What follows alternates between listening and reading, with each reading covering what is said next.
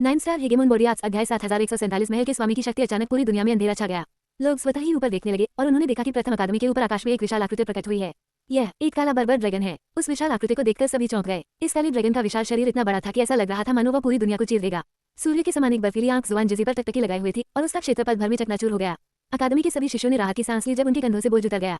अरे क्या वह इतने समय से यही था? लॉन्गचेन की आंखें चौड़ी हो गईं। यह अकादमी के युद्ध देवता महल का स्वामी था। महल का स्वामी वास्तव में प्रथम अकादमी में छिपा हुआ था। इसके अलावा ये स्पष्ट था कि उसने स्वर्गीय संप्रभु क्षेत्र की सीमा को छू लिया था। जैसे ही उसने अपना असली रूप दिखाया, यंग लुओ और जुआनजजी दोनों की चमक फीकी पड़ गई। वो युद्ध देवता महल के स्वामी हैं। झाओ हुनफे ने कड़वी मुस्कान के साथ कहा। ऐसा लग रहा था कि मुख्य अकादमी ने पहली अकादमी के लिए पहले ही तैयारी कर ली थी। बस उन्होंने पहली अकादमी को सूचित करना जरूरी नहीं समझा था। इस बारे में सोचे तो ये स्वाभाविक ही था। अगर इतनी बड़ी घटना घटी थी तो मुख्य अकादमी का चुप रहना नामुमकिन था। गुप्त रूप से काम करके वे घटित हो रही सच्चाई को और स्पष्ट रूप से देख पा रहे थे। हालांकि मृत्यु के निकट होने का भय सहना सचमुच कठिन था। वह तो बस एक बूढ़ा आदमी था। वह इतना दबाव झेलने की हालत में नहीं था। वहीं महल के स्वामी की अपार शक्ति के बावजूद जुआनजजी जरा भी विचलित नहीं हुआ। लेकिन उसके भीतर उथल पुथल मची हुई थी। उच्च आकाश अकादमी ने यहाँ बहुत पहले ही सारी व्यवस्था कर ली थी। लेकिन क्या इसका मतलब यह नहीं था कि उन्होंने स्वर्ग के समकक्ष दाव संप्रदाय की योजनाओं को भलीभांति समझ लिया था? साथ ही दाववादी जुआनजजी ने बोलना शुरू किया। डीन लॉन्गचेन बोल चुके हैं, या तो भाग जाओ या मर जाओ। तुम्हारे पास फैसला करने का सिर्फ एक मौका है। महल के स्वामी की आवाज युद्ध क्षेत्र में गूंज उठी। लॉन्गचेन ने धीरे धीरे अपनी मुट्ठी खोली। आदिम अराजकता के क्षेत्र में एक विशाल ताबीज जिस पर एक मीनार बनी थी और जो तेजी से चमक रहा था, एक बार फिर मन पड़ गया। ये वो तुरुप का पता था जो लॉन्गझटियन ने जाने से पहले उसे दिया था। एक दिव्य ताबीज जिसमें लॉन्गझटियन की पूरी शक्ति के साथ साथ ज्यूली मीनार का कुछ अंश भी समाहित था। हालांकि लॉन्गचेन को अपने पिता की शक्ति का सटीक स्तर नहीं पता था, लेकिन ये तथ्य कि उनके पिता ने उन्हें आने वाली चुनौतियों के बारे में पूरी जानकारी होने के बावजूद ये ताबीज दिया था, इसका मतलब था कि ताबीज बेहद शक्तिशाली होगा। लॉन्गचेन का मानना था कि यह जुआनजजी को मारने के लिए काफी होगा। सच तो यह है कि वह अपने पिता द्वारा इतनी मेहनत से बनाए गए इस दिव्य ताबीज का उपयोग करने से हिचकिचा रहा था। लेकिन जुआनजजी के पाखंड ने उसे पूरी तरह से क्रोधित कर दिया था। अगर महल के मुखिया प्रकट न हुए होते तो लॉन्गचेन सचमुच हर संभव कोशिश करता कि जुआनजजी यहाँ से जिंदा न निकल पाए। महल के मुखिया की कठोर प्रतिक्रिया से आखिरकार जुआनजजी के चेहरे के भाव बदल गए। लॉन्गचेन और महल के मुखिया दोनों ही बेहद घमंडी थे। ऐसा लग रहा था मानो वे उसे जरा भी खतरा न समझते हों। हालांकि जुआनजजी ने जल्दी ही अपने गुस्से को काबू में किया और शांति से सिर हिलाया। चूंकि आप इतने उग्र हैं तो लगता है आगे बात करने का कोई मतलब नहीं है। लेकिन यह मामला पूरी मानव जाति के भविष्य से जुड़ा है। मुझे नहीं लगता कि बात इतनी आसानी से सुलझ जाएगी। जुआनजजी की धमकी स्पष्ट थी। मामला अभी खत्म नहीं हुआ था। हम जा रहे हैं। जुआनजजी ने सबको साथ ले जाने के लिए हाथ हिलाया, लेकिन लॉन्गचेन ने बिना देर किए उसे रोक दिया। क्या तुम बहरे हो? मैंने तुम्हें यहाँ से जाने को कहा था। मैंने कभी नहीं कहा कि तुम दूसरों को अपने साथ ले जा सकते हो। क्या तुम इतने मूर्खों की समझ नहीं सकते? यंग लुओ और बाकी लोगों के चेहरे के भाव पूरी तरह बदल गए। ऐसा लग रहा था मानो लॉन्गचेन सचमुच उनमें से किसी को भी जिंदा नहीं छोड़ना चाहता था। लॉन्गचेन के निर्मम तरीकों के बारे में सोचकर उनके दिल कांप उठे, खासकर वे लोग जिन्होंने अभी अभी निंदा की बौछार की थी। अब उनकी पीठ से पसीना टपक रहा था। जुआनजजी का चेहरा उतर गया। मैं भले ही एक साधारण दाववादी हूँ, लेकिन मैं यहाँ स्वर्ग के सर्वोच्च दाव संप्रदाय का प्रतिनिधित्व करने आया हूँ। मैं पूरी मानव जाति का और यहाँ तक कि स्वर्ग के नीचे के सभी जीवों का प्रतिनिधित्व करता हूँ। क्या आप सचमुच बात को उस मुकाम तक ले जाना चाहते हैं जहाँ से लौटना नामुमकिन हो? हाँ, लॉन्गचेन हंस पड़ा। हे झूठे संत, तुम कौन होते हो मानव जाति का प्रतिनिधित्व करने वाले? तुम कौन होते हो समस्त जीवन का? तुम्हारी सबसे प्रभावशाली बात तो तुम्हारा कुटिल चेहरा है। जहाँ तक बात को हद से आगे बढ़ाने की बात है तो प्रथम अकादमी को नष्ट करने के लिए सेना लाने को तुम क्या कहते हो?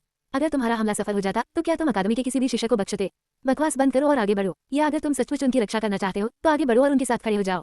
अपने नैतिक मूल्यों के लिए खड़े हो जाओ और यहीं अभी अपनी जान की बाजी लगा दो। लॉन्गचेन के शब्द निर्णायक थे। उन्होंने बहस की कोई गुंजाइश नहीं छोड़ी। क्या जुआनजजी को नैतिक मूल्यों की बातें करना पसंद नहीं था? तो फिर वो अपने उपदेशों पर अमल भी कर सकता था। जूनियर, तुम हद पार कर रहे हो। जुआनजजी का दबा हुआ गुस्सा भड़क उठा। जैसे ही वो कुछ करने वाला था, काले प्रकाश की एक किरण तेजी से गुजरी। जुआनजजी का हॉस्टल विस्क कांप उठा। काला प्रकाश बिखर गया, लेकिन जुआनजजी की बढ़ती हुई आभा भी रुक गई। अच्छी तरह सोच लो। एक बार लड़ने का फैसला कर लिया तो मैं तुम्हें यहाँ से जिंदा नहीं जाने दूंगा। जुआनजजी का चेहरा तुरंत ही संशय से भर गया। महल के स्वामी के हल्के फुल्के हमले से उसका हाथ सुन्न हो गया था। साथ ही वो इस काले ड्रैगन का जबरदस्त दबाव महसूस कर रहा था। अगर वह लड़ता तो अपनी पूरी शक्ति के बावजूद भी उसे कोई खास फायदा नहीं होता। सबसे महत्वपूर्ण बात यह थी कि वहाँ अभी भी लॉन्गचेन और ज़ियान मौजूद थे। ऐसा लग रहा था कि उन दोनों के पास कुछ ऐसे शक्तिशाली दांव थे जिनका उन्होंने अभी तक इस्तेमाल नहीं किया था। जुआनजजी यह समझ गया था। आम परिस्थितियों में वह उन्हें गंभीर प्रतिद्वंद्वी नहीं मानता, लेकिन अगर वह महल के स्वामी से लड़ रहा होता तो लॉन्गचेन और ज़ियान निश्चित रूप से बाजी पलट सकते थे। सबसे बुरी स्थिति में उसकी यहाँ सचमुच मौत हो सकती थी। लॉन्गचेन एक पागल था। एक बार कुछ तय कर लेने के बाद वह अपना मन नहीं बदलता था। इससे भी बुरी बात यह थी कि जैसा कि महल के स्वामी ने कहा था, एक बार लड़ने के बाद वह मध्यस्थ नहीं रहेगा।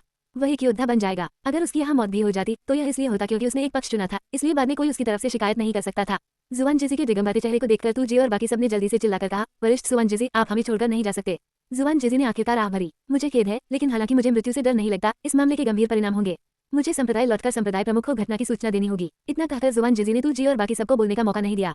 उन्होंने लॉन्गचेन की ओर देखा और ठंडे लहजे में कहा, ये हमारी मानव जाति के सबसे शक्तिशाली विशेषज्ञ हैं। ये वे स्तंभ हैं जो बाहरी राक्षसों के विरुद्ध खड़े हैं। यदि आप इन्हें मारते हैं तो यह मानव जाति के विरुद्ध युद्ध की घोषणा होगी। इतना कहकर जुआनजजी तुरंत गायब हो गए। लॉन्गचेन का चेहरा उदास था। जुआनजजी सचमुच घृणित थे। भागते समय भी उन्होंने दूसरों को चिढ़ाने का प्रयास नहीं छोड़ा। जिन लॉन्गचेन, हम इस बारे में बात कर सकते हैं। सच तो यह है कि स्वर्ग के शिखर दाव संप्रदाय ने ही हमें उच्च आकाश अकादमी पर हमला करने का आदेश दिया था। तूजी ने कांपती हुई आवाज में कहा, जाहिर है उनके बचने का एकमात्र मौका स्वर्ग के शिखर दाव संप्रदाय पर सारा दोष मढ़ना और ये दिखाना था कि उनका अभी भी कुछ महत्व है। लेकिन तभी एक भयानक दबाव ने तूजी को खून की उल्टी करवा दी। वह तुरंत जम गया। महल के स्वामी की आवाज एक बार फिर गूंजी, जिन लॉन्चेन, आप आगे बढ़ सकते हैं। 9 सितारा हेगेमोन बोडियाट्स अध्याय 7148 अनुबंधित जानवर को पकड़ना। महल के स्वामी का दबाव उनके सभी दुश्मनों पर टूट पड़ा, जिससे वे हिलने डुलने में असमर्थ हो गए। यहाँ तक कि यंगलू भी हिल नहीं सका। हालांकि जुबान जिजी के आने के बाद यंगलू को थोड़ा सा ठीक होने का मौका मिला था, लेकिन ये थोड़ी सी शक्ति महल के स्वामी का सामना करने के लिए पर्याप्त नहीं थी। अपनी सर्वोत्तम स्थिति में भी उसकी संप्रभु शक्ति महल के स्वामी की शक्ति के बराबर नहीं थी। बाकी सब महल के मालिक की नजर में चींटियों के समान थे। जिन लॉन्चेन, आप हमें नहीं मार सकते, वरना आप मानव जाति के सर्वत्र शत्रु बन जाएंगे, उनमें से एक ने चीखते हुए कहा। इस समय भी वह संघर्ष करना चाहता था। लॉन्चेन ने हाथ हिलाया। 3000 खून जैसे लाल पंखुड़ियां उड़कर आईं। उन लोगों के सिर पल भर में छेद हो गए। खून की बारिश होने लगी। मानव जाति का शत्रु, अगर मैं पूरी दुनिया का शत्रु भी बन जाऊं तो क्या? उसने व्यंग्य किया। इस तरह की बात को धमकी के रूप में इस्तेमाल करना सचमुच बचकाना था। वे सब अब मर चुके थे, केवल यंगलुओ ही जीवित था, लेकिन वह एक उंगली भी नहीं हिला सकता था और उसमें अब पहले जैसा कोई घमंड नहीं बचा था। जिन लॉन्चेन, अगर आप मुझे बख्श दे तो मैं आपका शाश्वत दास बन सकता हूँ। यंगलुओ को लगा कि लॉन्चेन ने उसे इसलिए नहीं मारा क्योंकि उसमें शक्ति थी। आखिरकार जिसने भी स्वर्गीय संप्रभु क्षेत्र को छुआ हो, वह किसी भी शक्ति का एक प्रमुख स्तंभ होता है। स्वाभाविक रूप से फिलहाल लॉन्चेन के सामने आत्मसमर्पण करना ही उसके लिए सबसे अच्छा विकल्प था। लेकिन लॉन्चेन ने ठंडे लहजे में कहा, अपने अनुबंधित पशु को बुलाओ। तुम। यंगलुओ का चेहरा अचानक बदल गया। उसके दिल में एक बुरी भावना जाग उठी। मेरी चोटें बहुत गंभीर हैं, अभी मैं इसे नहीं बुला सकता। लॉन्चेन ने अचानक यंगलुओ के माथे पर उंगली रख दी और यंगलुओ दर्द से चीख उठा। वह संघर्ष करना चाहता था, लेकिन हिल नहीं पा रहा था। लॉन्चेन के हाथ से बैंगनी लपटें फूट पड़ी और उसने आत्माशोधन अभिशाप का प्रयोग किया। अपनी शक्ति से वह यंगलुओ जैसे शक्तिशाली व्यक्ति पर इसका प्रयोग करने में असमर्थ था। लेकिन महल के स्वामी द्वारा यंगलुओ को रोके रखने और पिछली लड़ाई में पूरी तरह से थक जाने के कारण लॉन्चेन ने जल्दी से उसकी आत्मा पर नियंत्रण पा लिया। तू कमीना, तुझे चैन की मौत नहीं मिलेगी। मैं तुझे अपनी मनमानी नहीं करने दूंगा। यंगलुओ अचानक दहाड़ा और उसके सिर पर अनगिनत दिव्य मंत्र प्रज्वलित हो उठे। वह अपनी आत्मा को विस्फोटित करना चाहता था। हालांकि लॉन्चेन के हाथ पर जल्दी बैंगनी ज्वालाएं और तेज हो गईं और विस्फोट को दबा दिया। यंगलुओ और भी जोर से चीखा, लेकिन समय बीतने के साथ उसकी चीखें धीरे धीरे शांत हो गईं और उसका विकृत चेहरा भी शांत हो गया। अचानक उसकी छाती से खून की एक बूंद निकली और जमीन पर गिरी और उसने हाथ के इशारे बनाने शुरू कर दिए। खून की बूंद एक विशाल संरचना में बदल गई। आसपास के स्थानिक नियम अस्थिर होने लगे। पहले यंगलुओ ने इस स्थानिक संरचना की अस्थिरता को अपने क्षेत्र से ढक रखा था, लेकिन अब इसकी कोई आवश्यकता नहीं थी। स्थानिक संरचना ने स्वतः ही स्वर्ग और पृथ्वी की स्थानिक ऊर्जा को एकत्रित कर लिया। एक विशाल भवन धीरे धीरे बनने लगा। यंगलुओ इस प्रक्रिया को तेज करने के लिए वास्तव में बहुत कमजोर था।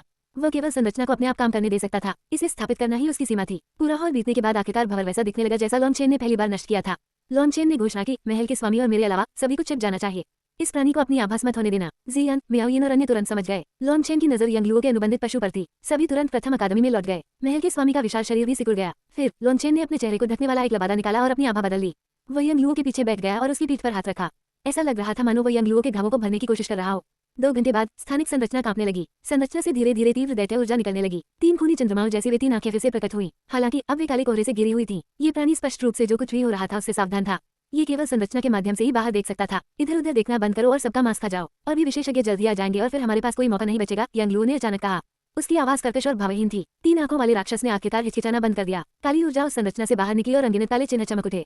दरअसल इस संरचना को पूरी तरह सक्रिय होने के लिए यंगलुओ और 3 आंखों वाले राक्षस दोनों के रक्त की आवश्यकता थी। यंगलुओ राक्षस को प्रकट होने के लिए मजबूर नहीं कर सकता था। जैसे जैसे और अधिक काली ऊर्जा बाहर निकली, उसके भीतर धीरे धीरे एक विशाल आकृति प्रकट हुई। ये राक्षस यंगलुओ के समान ही काले कोहरे से घिरा हुआ था। इससे वह बहुत रहस्यमय प्रतीत हो रहा था। हालांकि अब वो उनके साथ एक ही तल पर था। जियान और अन्य लोग यह नहीं बता पा रहे थे कि वह वास्तव में क्या था। वे केवल एक धुंधली आकृति देख पा रहे थे जो उन्हें भेड़िए की याद दिला रही थी। उसके पैरों के नीचे की स्थानिक संरचना अचानक टूट गई और उसी क्षण उसकी निगाहें तेज हो गईं। हत्या का इरादा लॉन्चेन पर केंद्रित हो गया। लॉन्चेन ने हाथ हिलाकर यंगलुओ के शव को दूर फेंक दिया। स्थानिक संरचना को स्थापित करने और सक्रिय करने में ही यंगलुओ की सारी ऊर्जा समाप्त हो चुकी थी। वास्तव में जब तक अनुबंधित प्राणी इस दुनिया में प्रकट हुआ, यंगलुओ पहले ही मर चुका था। ये केवल लॉन्चेन की बैंगनी रक्त ऊर्जा थी जो यंगलुओ के शव को नियंत्रित कर रही थी। यह एक और प्रमाण था कि बैंगनी रक्त लगभग सर्वशक्तिमान था और किसी भी प्रकार की ऊर्जा में रूपांतरित होने में सक्षम था। यह आध्यात्मिक अनुबंध को बनाए रखने में सक्षम था और यंगलुओ को कठपुतली की तरह इस्तेमाल करके उसे बुलवा भी सकता था। इस तरह अनुबंधित प्राणी को धोखा दिया गया। हालांकि अब उसे पता चल गया था कि उसे धोखा दिया गया है और उसने एक भयंकर दहाड़ लगाई। काली ऊर्जा लॉन्चेन की ओर उमड़ पड़ी। तभी एक विशाल अजगर का पंजा शून्य से निकला और प्राणी को मुर्गी की तरह पकड़ लिया। प्राणी बुरी तरह छटपटाया और उससे और भी अधिक काली ऊर्जा निकली। उसकी अपनी भयानक संप्रभु शक्ति प्रकट हुई और उसने विशाल तरंगें उत्पन्न की जिन्होंने शून्य को चीर डाला। लॉन्चेन ने तुरंत पीछे हटना शुरू कर दिया। अपनी वर्तमान स्थिति में वह इस तरह की लड़ाई को सहन नहीं कर सकता था। ये प्राणी बहुत शक्तिशाली है, यंगलुओ से कहीं अधिक शक्तिशाली। महल के स्वामी को थोड़ा आश्चर्य हुआ। अपनी शक्ति से वह इसे तुरंत पकड़ने में सक्षम था, लेकिन इसके संघर्ष के पीछे की शक्ति वास्तव में उसकी अपेक्षाओं से परे थी। अगर उसने इसे अचानक न पकड़ा होता तो शायद ये बहुत मुश्किल होता। ड्रैगन के पंजे पर गहन मंत्र चमक उठे जिससे वह सुनहरी रोशनी से जगमगा उठा। महल के स्वामी ने अपनी शक्तिशाली ड्रैगन शक्ति को प्रकट करना शुरू कर दिया। जैसे जैसे उसने अधिक प्रयास किया, जानवर को घिरे हुए काली ऊर्जा दब गई और धीरे धीरे उसका रूप प्रकट होने लगा।